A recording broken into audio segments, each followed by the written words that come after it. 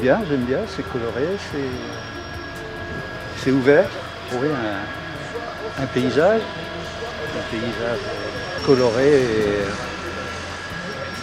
et imagé. Toujours intéressant de voir la progression. Et hier j'étais passé en coup de vent, j'avais pas vu l'artiste, mais j'avais vu le début. Puis là on arrive à la fin, c'est bien, c'est sympa. C'est une réussite d'ailleurs.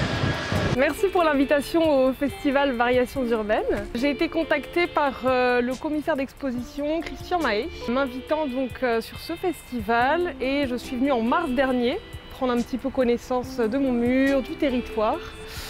Et me voici, me voilà. Dans le choix des couleurs, en fait, j'ai voulu restituer quelque chose de vraiment printanier, qui s'inspire des fleurs qu'on peut trouver un petit peu partout dans la région, qui poussent sur les murs.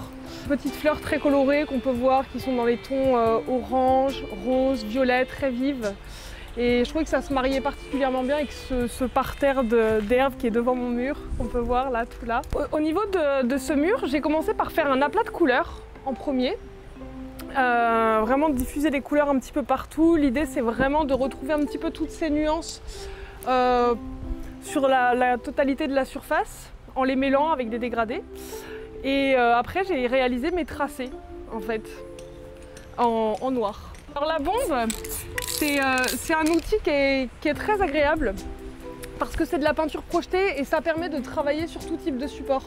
Sur ce mur-là, par exemple, vous pouvez observer qu'il y a des zones, comme ici, où c'est un béton en mortier qui a beaucoup de porosité, d'aspérité. C'est des cailloux en fait mélangés à du ciment. Il y a des endroits beaucoup plus lisses. Il y a des endroits où c'est carrément une espèce de béton. Je ne sais pas trop, mais il y a au moins 5 matières différentes sur ce mur. Et grâce à la bombe, quand vous prenez du recul, vous avez quelque chose d'uniforme en fait. Et ça, c'est vraiment, si je devais travailler avec un pinceau, je serais beaucoup plus en difficulté. Alors surtout le public de Quimperlé, c'était assez chouette.